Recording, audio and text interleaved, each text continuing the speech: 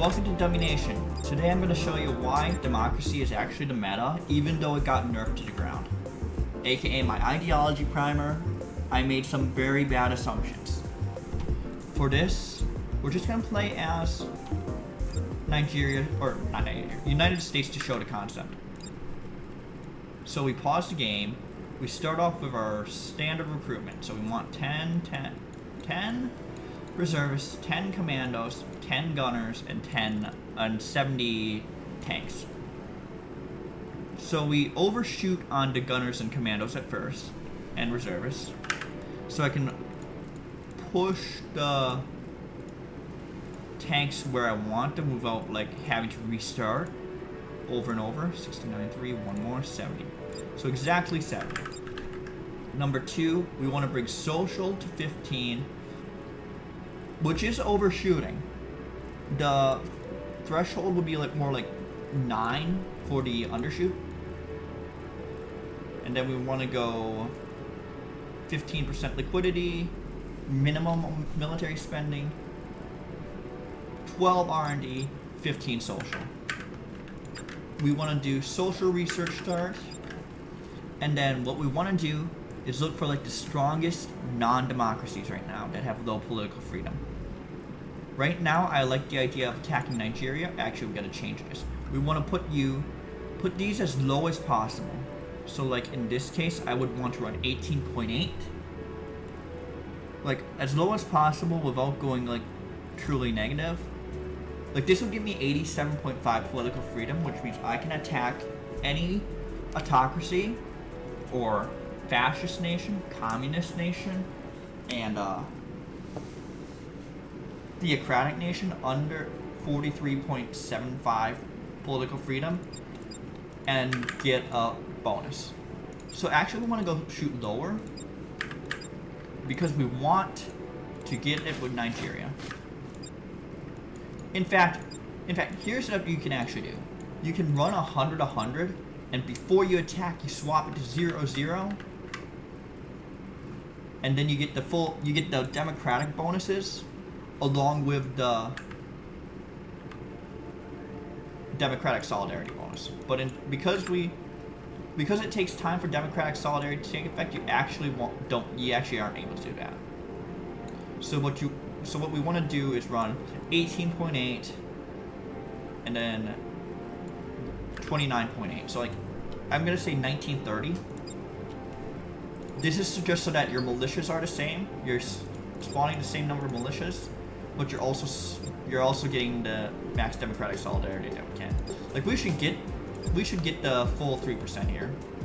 With 3% is fine. So we'll get a 3% bonus. Nigeria does not have allies, and then the biggest trick you can do is attack off cap. This means they'll get a military shortage. You'll get the ammunition shortage buff. You'll get a morale buff. So this is actually good. And the best part is by attacking Nigeria, we get a significant population buff. This is why we would consider attacking Pakistan too. So like look at them. They're leaving their army under cap, so they've already got ammo shortage, and now it's too late. Now it's too late. We just spread and go. And we take it all. We take all of Nigeria here. We would do the same thing with DRC because DRC is getting attacked.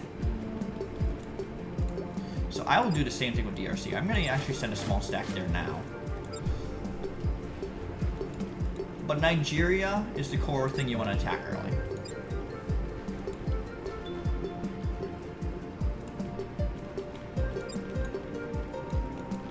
Nigeria is almost done. And Democratic Republic of Congo has no allies, and we're gonna gain more allies than we lose here.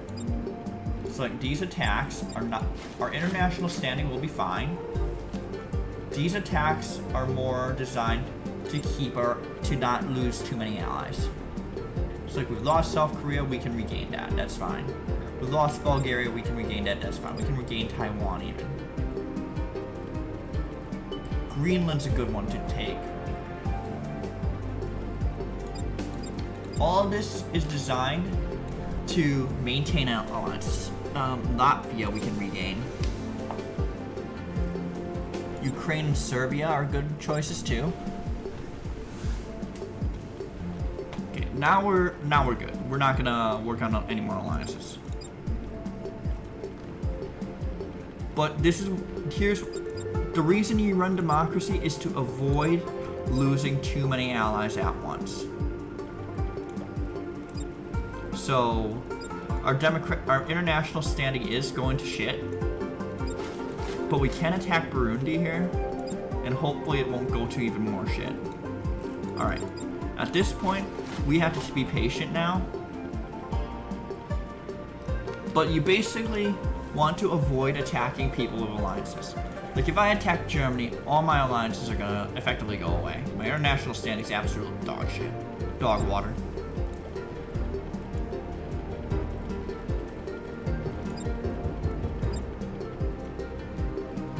Guinea has no allies, so this is actually a good attack to make. You can still be very aggressive in this game. It just has to be targeted correctly. You have to hit the right targets. Even democracies are fine as long as they have no allies. So like Ghana is fine to attack. Ivory Coast is fine. The remains of Benin, totally fine to attack. You just have to be a little bit more selective.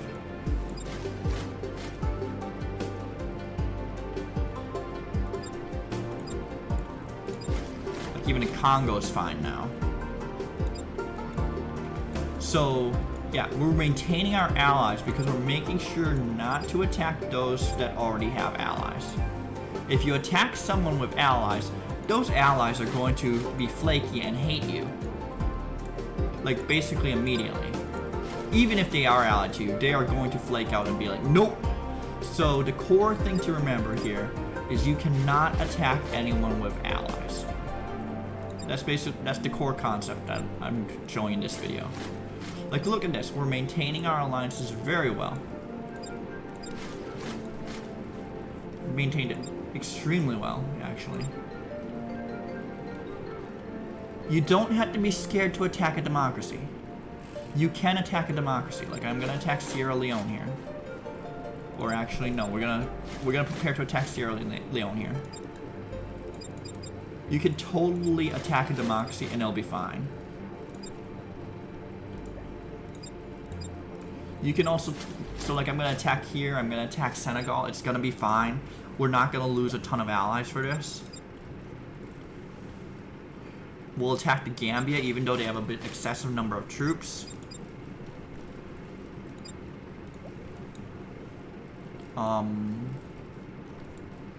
We can even attack Ivory Coast. Actually, send that home. Yeah, let's attack Ivory Coast here.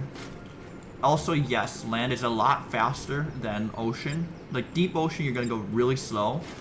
I don't know why they did this, but it's true. Alright. Like, let's just start invading the inside. Our international standing is actually very good now. Like, people love us again.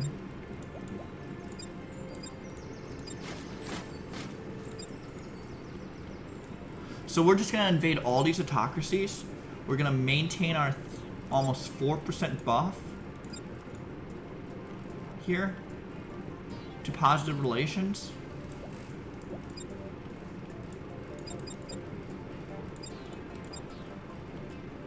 It may be worth considering prestige too, but I haven't done the math on it. But let's take out Algeria's out of friends. If I attack Algeria, their only friend is Western Sahara. So that would be the only ally that I would like get flaked out by. They would be the only one to interfere.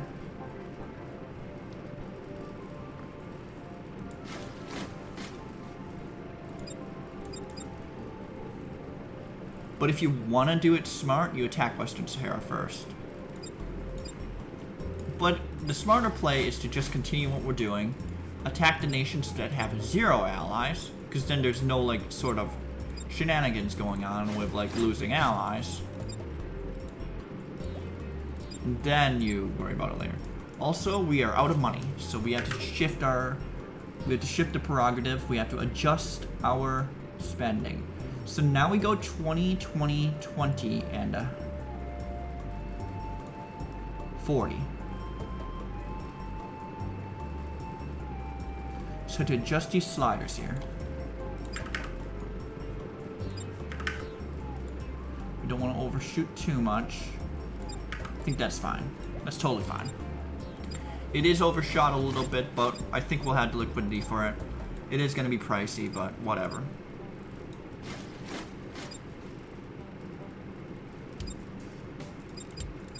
But yeah, we continue going into these autocracies. It helps with our morale. It helps with it. Our international standing's not that bad. Right. We're gonna declare war on you. Take you out.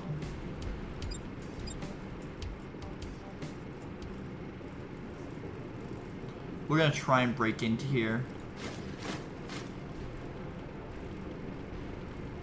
Like, look at this. Now we know that Israel screwed up. They got a lot of people on them.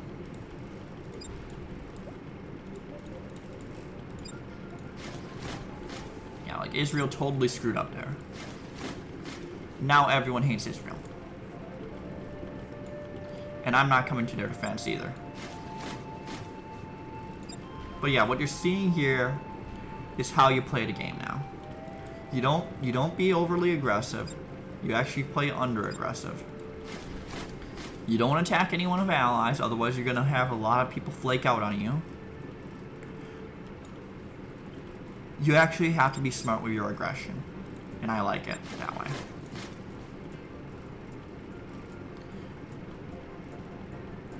So having to be smart with your aggression means just you have to play smart. You can't play reckless. So like here I am, we're currently attacking Chad.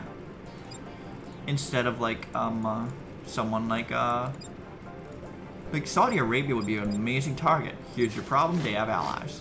Iran would be an amazing target. Here's your problem, they have allies.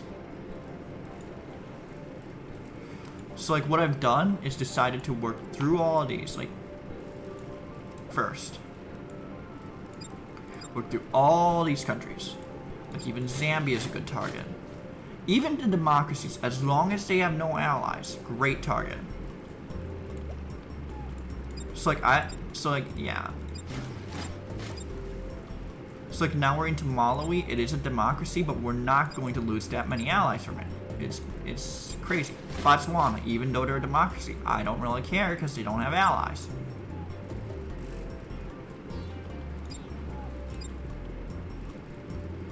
Namibia, no allies, I don't care then.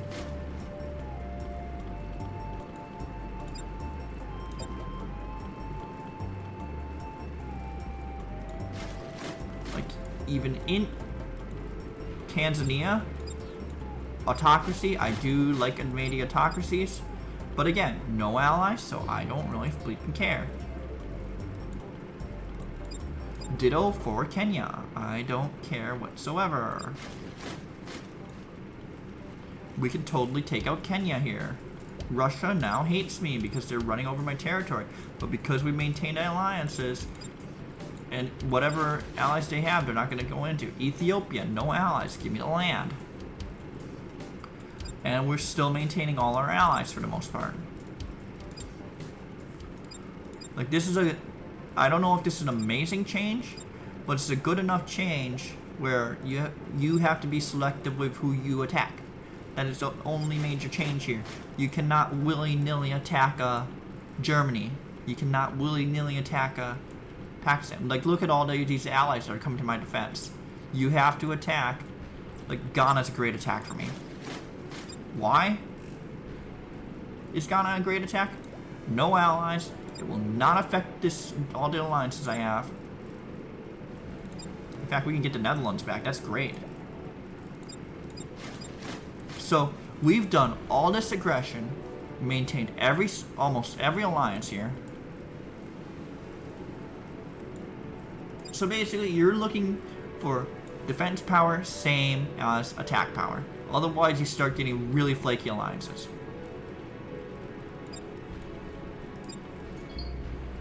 So that's the main thing you're looking for when deciding to be aggressive. Like, I would not even attack Costa Rica here. Uruguay actually makes a great target because when you look at their diplomacy, no allies. El Salvador makes a great target for the same reason.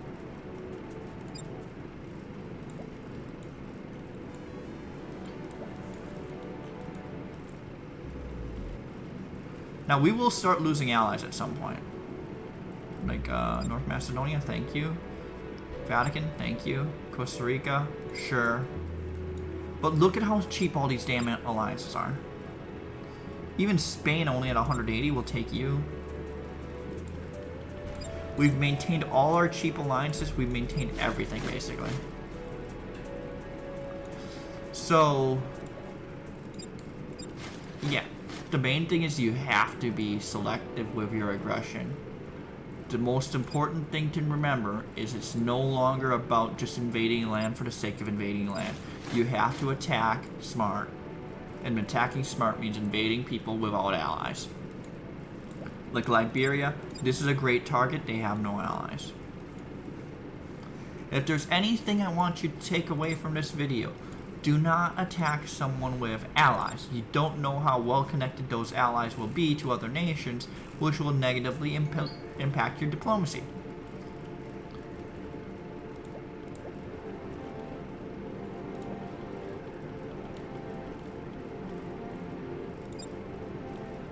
Let's get Finland, let's get Ireland here.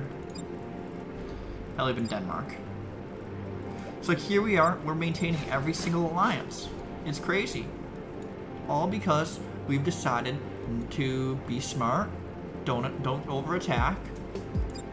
Our economic growth is okay.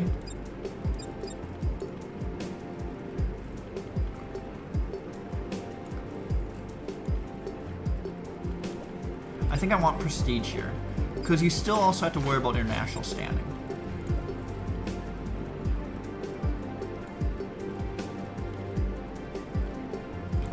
Yeah, like you see Russia down here, Panama's a great attack. Panama's a great example of someone to attack. I'm not going to get any of it, but... Honduras, great example of who to attack right now. Jamaica's a great example too.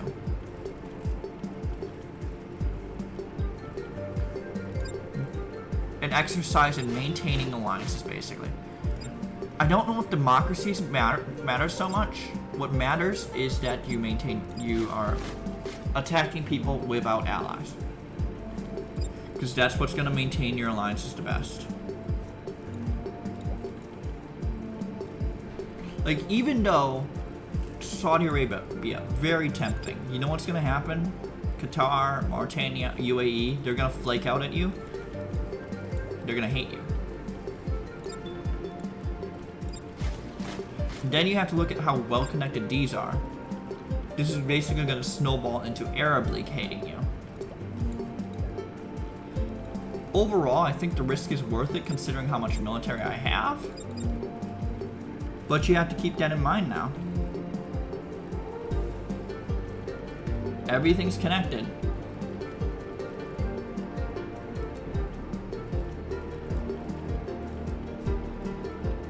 Everything's totally connected here. Like, I expect this attack to be the worst towards my alliances. I expect attacking Saudi to be, like, extremely negative to my alliances. If it proves otherwise, then maybe then maybe we can attack some countries with few allies. But you don't want to attack those with many, because then you actually don't know how flaky your alliances will be. A few is fine, many is not. So let's completely finish off the Saudis and then we can go for Pakistan.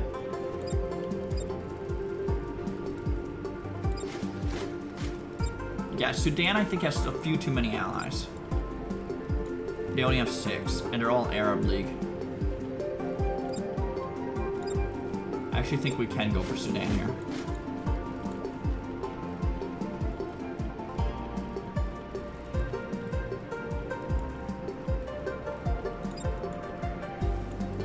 So let's finish off Pakistan here because no allies. See, look at this, 883. None of our allies have flaked. 0, zilch, none. So this is, so like Belgium looks like an interesting country for me to play. Norway looks like an interesting country to play. Even Sweden. Why? You have access to countries that have no allies. Like Germany attacking Switzerland would be fair play. Italy attacking Switzerland, great play. France attacking Switzerland, you can probably get that done without really causing allies to flake. Like here we are in Pakistan. We actually have a pretty bad international standing, yet allies aren't flaking. Why? Because we're not attacking people without alliances, making all the alliances go haywire. This is good.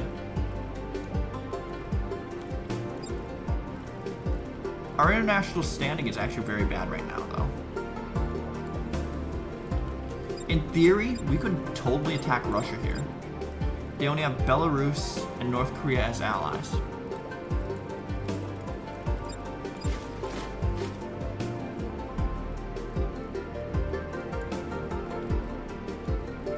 Overall, I think where we're at is fine. We're gonna head back.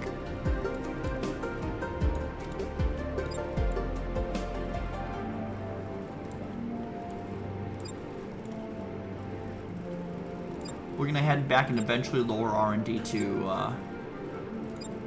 well, you know.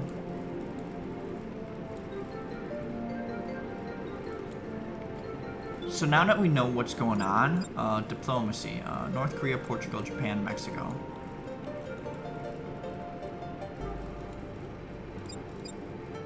And China suddenly hates me. Let's ally with, we can't really ally with Mexico now, but we should probably take a peace treaty with China, right? Actually, no, China just went back and said no more war.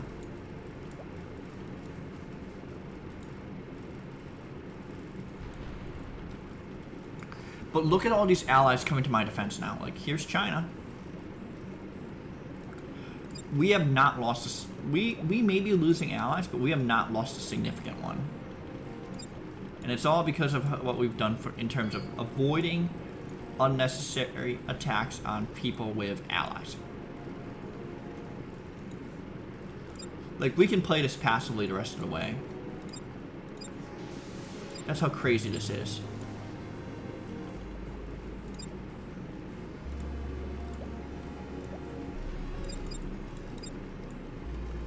We have decent... Okay, so we do have a negative military international standing right now. That's fine. We're not getting involved in any wars, so we're good.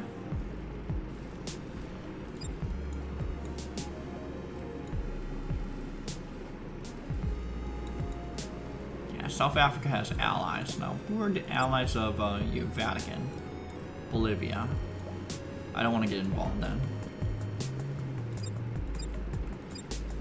I'm okay playing it slow here. Remember, this isn't really a speed run. That's why we're going to actually speed up the game. You're going to watch it and learn how to maintain allies today. In fact, Russia's actually such a big target that I'm willing to sacrifice some allies to get it. And actually, this doesn't sacrifice any because the relevant allies they had was none. And since they're autocratic, we're actually gaining a very significant bonus in terms of political freedom. Unfortunately, we lose on the front of international standing, so we are probably going to lose a few allies here. But we can lower this to 8, that's fine.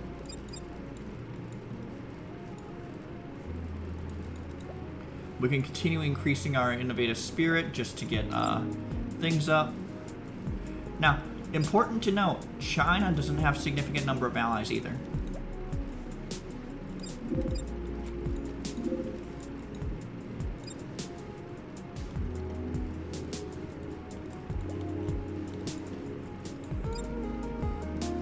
And is Russia gone? You would think Russia's gone, right? Russia is gone. Gonzos.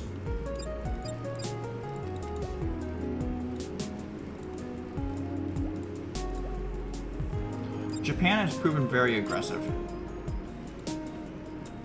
And their international stand is actually kind of shit. Actually, China just lost every single one of their allies. Now is the time you attack China. They lost every single alliance they had, so now you're going to be able to take them out for effectively nothing, and you might actually get a bonus from it because their international standing was total garbage. Yeah, so let's spread and go. We can afford to spread and go. We have an obscene military right now. This is, again, we're not prioritizing time. We're showing you the concept. You attack based on the allies. You don't attack willy-nilly. You attack based on the alliances, the alliance game. So like, we've totally maintained NATO this entire game, and all we've done is maintain our alliances. Like, even India, we're getting alliances to actually deal with India here. Like, everything's going our way here. And because of the video on last Saturday, or yesterday, this is being shown to you now as how to play the game. It's like India, they just lost basically every single ally of theirs. We're okay spreading and going and taking them out now, because they ruined their international standing, right? Well, how did they get to 100%? Our international standing shit, so we're gonna lose our allies here, right? No, because it doesn't affect who doesn't have allies.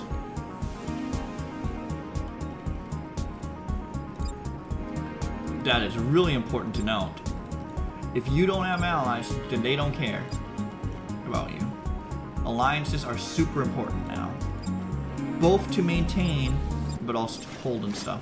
So here we are. We have a very bad international standing right now, so we can't really do anything. If we want to maintain allies, we cannot invade. So we have to win this the other way. We have to win this via economy, sovereign wealth fund, that sort of thing, which we can do.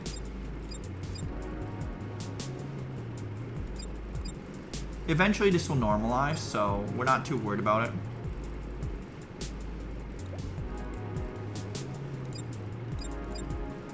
Yeah, our exchange rate is actually pretty good. So if we increase war economy here, we should be able to maintain our prices here. Sure, it's going to cost us money, but... And maybe there is some form of AI deterrence, because allies are starting to flake. But really, the only one who's being aggressive is Vietnam. And we can just smite them right now. Like, they're the only ones being aggressive, and yet it doesn't matter. Despite the international standing issues we have, we maintain our alliances. That's great.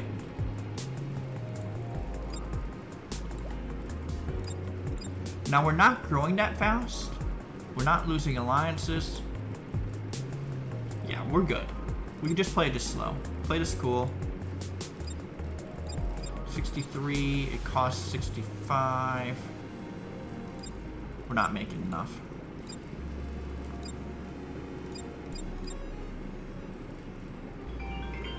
And someone's calling me right now. I can't answer that phone.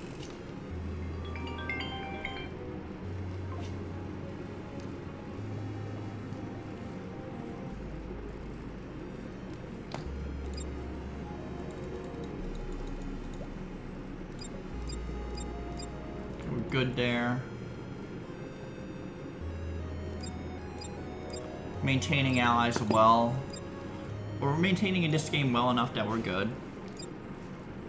So now at this point, we don't care about international standing. We can attack whomever. We would ideally not want to attack someone with a lot of allies, but at this point, who cares? We can easily take out Japan. No longer matters. Because we had a significant stack. And there you go. So that's how you play. You just simply be aggressive, but not against people with allies, because then you can't control how flaky it is. Alright, GG's.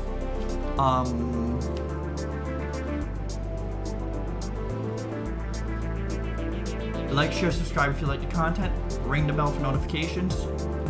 If you're a member, you're going to get access to this a couple days early.